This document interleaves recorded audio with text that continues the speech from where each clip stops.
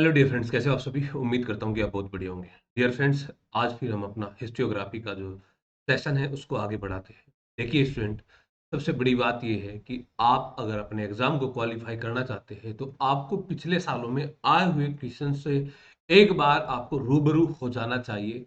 तो मैं आप लोगों से पहले मॉडर्न हिस्ट्री में, उसके बाद अब जो है आपको हिस्टोग्राफी के अंदर वही, यानी कि 2023, 2022, 2021, 2020 ये क्वेश्चंस मैं आपके सामने लेके आ रहा हूं। तो आपके लिए बेहद ही महत्वपूर्ण हो जाते हैं कि देखिए, जब आप अपनी तैयारी को करते हैं, ये उन स्टूडेंट्स के लिए भी जो स्टूडेंट नई अपनी तैयारी को शुरू कर रहे हैं अपने एग्जाम के लिए, तो उनको भी देखना चाहिए कि पी वाई क्यू हमारा किस टाइप का आ रहा है और हमें अपना जो लेवल है तैयारी का वो कैसा हमें रखना होगा, या कौन सी बुक से पढ़ के काम चलेगा, या कौन सी बुक आपके लिए ज़्यादा सफिशियंट यहाँ पे नहीं रहने वाली है। तो कई सारी चीज़ें हैं, उन सारी चीज़ों की जो जड़ें हैं, आप अगर पी वाई क्यू को अच्छे तरीके से आप स्टूडेंट करेंगे तो चीज़ों को मानिए आप, तो एक तो आपको डायरेक्ट फायदा ये मिलेगा कि एज इट इज क्वेश्चन मिल जाता है आपको पी वाई क्यू से यूजीसी नेट के अंदर।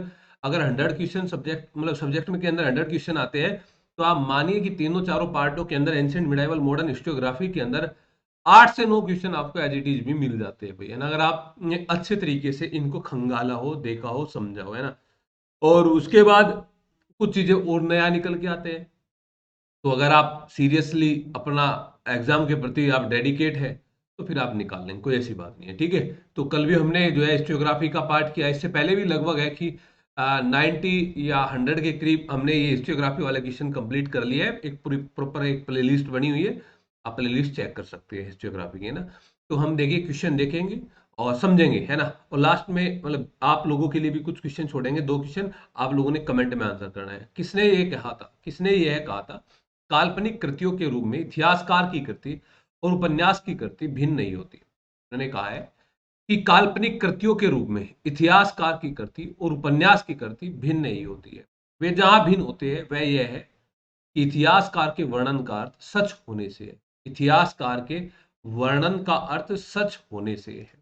देखिए, ये स्टेटमेंट ही आपके एग्जाम में ज्यादातर पूछी जाती है। मैंने कल भी आपको बताया था, या तो स्टेटमेंट आपसे पूछा जाता है, या बुक्स आपसे पूछा जाता है, या फिर विचारधारा वगैरह आपसे पूछी जाती है। तो आंसर दीजिए, आप आंसर दीजिए कि काल्पनिक कृतियों के रूप में इतिहासकार की कृति और उपन्यासकार की कृति भिन्न नहीं होती। वे जहां भिन्न होती है वह यह है कि इतिहासकार के वर्णन का अर्थ सच होने से है। तो ये स्टेटमेंट आपकी जो मिलती है, आप लोगों ने अपना आंसर दिया होगा। मुझे बाद में बताना भी कमेंट बॉक्स में करके कि कितना आपका ठीक हुआ, है ना। आरजी कोलिंगवुड, आरजी कोलिंगवुड, वही आरजी कोलिंगवुड जो आप द आइडिया ऑफ हिस्ट्री वाले, द आइडिया ऑफ हिस्ट्री वाले आरजी कोलिंगवुड, है ना, आइडिया ऑफ हिस्ट्री।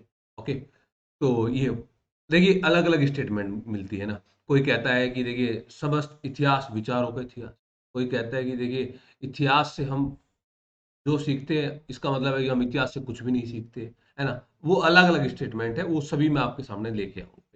नेक्स्ट है आपका कि निम्नलिखित में से किसने अपनी कृति हिस्ट्री एंड टोपोलॉजी में, ये पुस्तक का नाम है हिस्ट्री एंड टोपोलॉजी, में सामान्यतया ऐतिहासिकवाद और उत्तर आधुनिकतावाद के मध्य मध्यम मार्ग को आगे बढ़ाया। उसमें उन्होंने इसे आमूल परिवर्तनकारी ऐतिहासिकवाद के रूप में माना। देखिए, सबसे पहली बात, उत्तर आधुनिकतावाद एक शब्द आया है ना, ऐतिहासिकवाद, उत्तर आधुनिकतावाद। तो उत्तर आधुनिकतावाद है क्या भाई, है ना, ये चीजें पता होनी चाहिए ना आपको। पहले मैं आपको बताता हूँ कि देखिए, उत्तर आधुनिकतावाद की शुरुआत जो है आप विशेष तौर पे वैसे आफ्टर इंडिप मतलब वैसे तो विश्व के स्तर पे है, भारत के स्तर पे नहीं है ना। लेकिन 1950 के बाद के दशक में वो अलग अलग इतिहासकार इसको अलग अलग टाइम पीरियड में रखते हैं। कोई इसको जो है शीत युद्ध की समाप्ति के बाद में रखता है। तो ये मतलब क्या है, ये मतलब उत्तर आधुनिकतावाद में ये है कि ये मतलब व्यक्तिगत विचारों को बढ़ावा देते हैं कि भाई सभी व्यक्तियों की राय ले लेनी चाहिए। कोई भी आप मान लीजिए सरकार बना रहे हैं तो सभी, मतलब वोट का अधिकार तो सभी को है, बट नहीं, ये कहते हैं कि नहीं, एक एक व्यक्ति इंडिविजुअल का उसमें वो होना चाहिए। कहीं ना कहीं आप मार्क्सिस्ट विचारधारा से जुड़ा हुआ आप उत्तर आधुनिकतावाद को आप यहाँ पे देखेंगे। तो एक मतलब कहने का मतलब क्या है कि ये जो 3 फेज आप देखते हैं कि पहले 17वीं शताब्दी से पहले उसके अंदर जो है पूर्णतः राजा पे विश्वास कर लिया जाता था, आंख बंद करके राजा को ईश्वर का प्रतिनिधि माना जाता था। उसके बाद 17 से 20वीं शताब्दी के बीच में जो है फिर वो लोकतंत्र वाली प्रक्रिया आपने देखी, जिसके अंदर मॉन्टेस्क्यू, डिडेरो और ये सब नाम, आप फ्रांसिस बेकन, ये सब नाम आपको देखने को मिलते हैं, जहाँ पे मतलब फोकस किया गया है कि भाई बातों को रखा जाएगा, विचारों को रखा जाएगा, विवेक के अनुसार निर्णय लिया जाएगा। लेकिन ये कह रहे सभी का विवेक अलग अलग होना चाहिए, लेकिन ऐसा भी ज्यादा व्यवहारिक बात यहाँ पे नहीं प्रतीत होती। तो ये किसने कहा अपनी पुस्तक में हिस्ट्री एंथ्रोपोलॉजी में कि ऐतिहासिकवाद और उत्तराधुनिकतावाद के मध्य मध्यम मार्ग को आगे बढ़ाया? किसने बढ़ाया? और उसको आमूल परिवर्तनकारी ऐतिहासिकवाद के रूप में माना है। तो ये नाम है आपका Frank anchor Smith. Frank anchor Smith आपको याद रखना है। नेक्स्ट आइए कि जैकब बर्कहार्ट्स की पुस्तक डेर सिसेरोन ने, जैकब बर्कहार्ट्स की पुस्तक डेर सिसेरोन ने किस क्षेत्र में योगदान दिया? किस क्षेत्र में योगदान दिया? देखिए, राजनीतिक इतिहास, कला इतिहास, आर्थिक इतिहास, मनो इतिहास, इनके साहित्य हिस्ट्री। पहले तो आप सभी ये बात जानते हैं कि भाई देखिए, इतिहास के अलग अलग पार्ट है। इतिहास को सामाजिक विज्ञान भी माना गया है, इतिहास को जो है अर्थ इकोनॉमी से भी रिलेट किया गया है। एक इतिहासकार ने कहा है कि अर्थशास्त्र के बिना जो है इतिहास कुछ भी नहीं है, या इतिहास के बिना अर्थशास्त्र कुछ भी नहीं है ना। तो इतिहास को भूगोल से भी रिलेट किया गया, इतिहास को पॉलिटिकल साइंस से भी रिलेट किया गया है ना। तो जैकब बर्कहार्ट्स की पुस्तक डेर सिसेरो ने किस क्षेत्र में योगदान दिया? तो बताइए, राजनीतिक, कला, आर्थिक या साइकोहिस्ट्री? तो ये है आपका कला इतिहास, आर्ट, आर्ट ऑफ हिस्ट्री है ना, आर्ट हिस्ट्री। ठीक है, नेक्स्ट क्वेश्चन पे आइए। यूरोप केंद्रित यूरोसेंट्रिज्म यानी कि विचार या विश्वास को निम्नलिखित में से किसने चुनौती दी? निम्नलिखित में से किसने चुनौती दी? यूरोप केंद्रित यूरोसेंट्रिज्म, विचार या विश्वास को निम्नलिखित में से किसने चुनौती दी? यूरोप केंद्रित विश्वास को। देखो, पहली बात है कि भाई सारा चीजें जो गढ़ी जा रही थी, तो यूरोप को केंद्र में मानकर ये चीजें यहाँ पे चुनौती दी जा रही थी ना। तो किसने इस चुनौती को इसको गढ़ा था? Oswald Spengler, Oswald Spengler. ठीक है भाई, कि निम्नलिखित में से किसने राष्ट्रों के बीच परंपरागत सीमाओं को अस्वीकार किया और निश्चय पूर्वक कहा कि केवल सभ्यताएं अध्ययन का उचित विषय है, कि सभ्यताएं अध्ययन का उचित विषय? किसने जो है आपका राष्ट्रों के बीच परंपरागत सीमाओं को अस्वीकार किया? परंपरागत सीमाओं को, देखिए मैं आपको एक चीज बताई अभी, पोस्ट मॉडर्निज्म यानी कि उत्तर आधुनिकतावाद, इन्होंने कहा है कि राष्ट्रों के बीच जो परंपरागत सीमा है उसको अस्वीकार किया और कहा कि सभ्यताएं अध्ययन का उचित विषय है ना। और आप जानते हैं कि उत्तर आधुनिकतावाद से कौन जुड़े हुए हैं? अर्नल्ड टायनबी, अर्नोल्ड टायनबी है ना। तो इसका सही उत्तर अर्नोल्ड टायनबी है। नेक्स्ट है, ऐतिहासिक लेखन में व्याख्या के संदर्भ में निम्नलिखित में से कौन सा कथन सही नहीं है? व्याख्या के संदर्भ में, है ना, कि ऐतिहासिक पद्धति को आवश्यक चरण के रूप में व्याख्या का स्थान आलोचना और उद्घाटन के परे जान पड़ता है। देखिए, ध्यान से पढ़िए इस पहले स्टेटमेंट को ही, कि ऐतिहासिक पद्धति के आवश्यक चरण के रूप में व्याख्या का स्थान, भाई व्याख्या का स्थान आलोचना और उद्घाटन के परे जान पड़ता है। नहीं, ऐसा नहीं है, आलोचना उद्घाटन साथ साथ में चलते हैं। तो यही गलत है आपका, यही ऑप्शन आपका गलत है। और पढ़िए ऑप्शन आप, कि विवेचनात्मक निर्णय के लिए यह जानना जितनी बड़ी चुनौती है कि किसी दस्तावेज का क्या अर्थ है, उतनी बड़ी यह भी है कि उसे कब और किसने लिखा, क्या उस पर विश्वास किया जा सकता। देखो, जब आप विवेचना करते हैं ना किसी चीज पर, तो आपको पता होना चाहिए कि भाई देखो, जिस दस्तावेज को आप देख रहे हैं, ये दस्तावेज किसने लिखा, कब लिखा, क्या चीजें है इसके अंदर, वो चीज आपको पता होनी चाहिए भैया। इसके बाद ऐतिहासिक आंकड़ों का साहित्यिक प्रतिपादन बहुत हद तक इस बात से निर्धारित होता है कि उसकी कोई व्याख्या कैसे करता है। ये बात सही है, आप कैसे इंटरप्रेट करते हैं उसको, जो आपके पास में जो सोर्स है ना साहित्यिक। तथ्यात्मक व्याख्या का संबंध दस्तावेज के तथ्यों से होता है, शब्दों से नहीं, बिल्कुल फैक्चुअल चीजों से होता है ना। ए आपका राइट आंसर है। नेक्स्ट क्वेश्चन है, इतिहास लेखन के संबंध में कौन सा कथन सही है?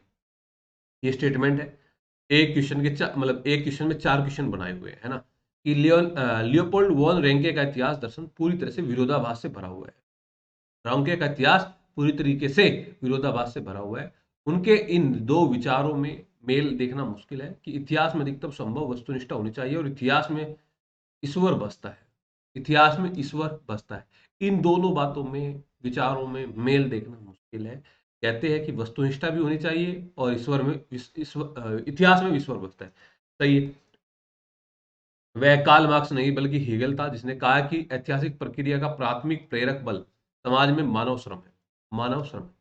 ये एक बार एग्जाम में क्वेश्चन, अलग इंडिविजुअल क्वेश्चन भी आपके नेट एग्जाम में पूछा गया था कि किसने कहा था कि ऐतिहासिक प्रक्रिया का प्राथमिक प्रेरक बल समाज में मानव श्रम है। और स्पेंगलर का दर्शन यूरोप में काल विभाजन प्राचीन मध्य आधुनिक तौर पर तीखे हमले के साथ शुरू होता है। और आरजी कोलिंगवुड की राय में सारा इतिहास विचारों का इतिहास, सारा इतिहास विचारों का इतिहास है। मेरा यहीं पे क्वेश्चन है आप लोगों से, कमेंट में की बताइए कि समस्त इतिहास समकालिक है? समकालिक इतिहास है। समस्त इतिहास समकालिक इतिहास है, समकालीन है, समसामयिक है। तो आप लोग जो है कमेंट में आंसर दीजिए। जैसे है ना कि सारा इतिहास विचारों का इतिहास है, आपने बता दिया कोलिंग वुड, तो आप बताइए समसामयिक है, ये किसने कहा था ये? अच्छा, ये तो यहाँ ये क्वेश्चन आ गया था सामने ना, कि समस्त इतिहास समकालीन इतिहास है। ये तो बेनेडिक्टे क्रोचे तो सामने ही आ गया क्वेश्चन। दूसरा क्वेश्चन देंगे ना। और एक इतिहासकार के द्वारा बरती जाने वाली सावधानियों के बारे में निम्नलिखित में से कौन सा कथन सही नहीं है? कौन सा कथन सही नहीं है? इतिहासकार के द्वारा कौन सी सावधानियां बरतनी चाहिए उसके बारे में बात बोली गई है, कि उसे पाठ में वह परिवर्तित नहीं करना चाहिए जो लेखक द्वारा नहीं कहा गया है, जो लेखक द्वारा नहीं कहा गया है। और प्रलय की प्रत्यक्ष जांच से प्राप्त तथ्यों को तर्कना से प्राप्त नतीजों के साथ भ्रमित नहीं किया जाना चाहिए। तो ये पहली बात तो ये है कि भाई जो पाठ में जो लेखक ने कह दिया है, आप इतिहासकार की बात है ना, इतिहासकार द्वारा बरती जाने वाली सावधानियों के बारे में, है ना? भाई ये चीज़ें हैं कि जो आपको प्राइमरी सोर्स मिल रहा है, आप उसमें कैसे चेंज कर सकते हैं? अपनी अपनी तरफ से तो कोई चेंज नहीं करेंगे ना आप, है ना? और यदि तर्कना से कोई संदेह उत्पन्न होता है, मान लिया आपने तर्क लगाया, तो रचनात्मक कल्पना से निष्कर्ष निकाले जाने चाहिए। इतिहास में रचनात्मक कल्पना का कोई मैटर नहीं करता, तथ्यात्मक चीज़ों पे ही यहाँ फोकस किया जाता है। आप ऐसा नहीं कि आप खुद से सोच के कि ये सही होगा, ये गलत है, ये सही होगा। ऐसा आप अपनी तरफ से कुछ भी नहीं कर सकते। समझे मेरी बात को? अच्छा, 2 क्वेश्चन है आप लोगों से ना, जैसे कि आपने बताया the idea of history Collingwood की रचना है। मेरा क्वेश्चन आपसे ऑन हिस्ट्री किसकी रचना है? ऑन हिस्ट्री किसकी रचना है? और ऑन हिस्ट्री के साथ-साथ में the calling of history, on history और द कॉलिंग ऑफ हिस्ट्री, ये किसकी रचना है? The calling of history. Idea of history तो आपने बता दिया, आरजी कॉलिंगवुड की। तो ऑन हिस्ट्री बताना है कि ऑन हिस्ट्री किसकी रचना है, और द कॉलिंग ऑफ हिस्ट्री बताना है कि किसकी रचना है। दोनों मैं मानूंगा कि आप लोगों ने पूरा देखा है, समझा है, पढ़ा है। अगर दोनों के आंसर आप लोगों के आ जाएंगे, बहुत ही बेसिक से क्वेश्चन है दोनों के, आप इसका उत्तर जरूर बताइए। चाहे देख के बताना है, लेकिन बताना है आप लोगों को, क्योंकि पता होना चाहिए। आइडिया ऑफ हिस्ट्री से मिलता जुलता है स्टूडेंट ये, ठीक है? ये बात आप लोगों को समझ में आ जानी चाहिए।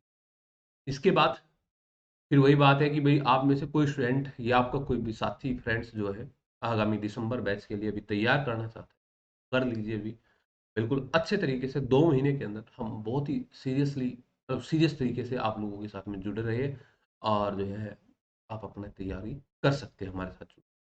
दोनों पेपर पढ़ाते हैं, सब्जेक्ट भी पढ़ाते हैं, पेपर फर्स्ट भी पढ़ाते हैं। पूरी एक स्ट्रैटेजी के साथ में सारी चीज़ें चलती है। पिछले 4 सालों से काम कर रहे हैं भैया ना। ये बहुत सारे रिजल्ट आप लोगों के सामने निकल के आए हैं। तो आप भी इसमें भागी बन सकते हैं जुड़ने के। Thank you.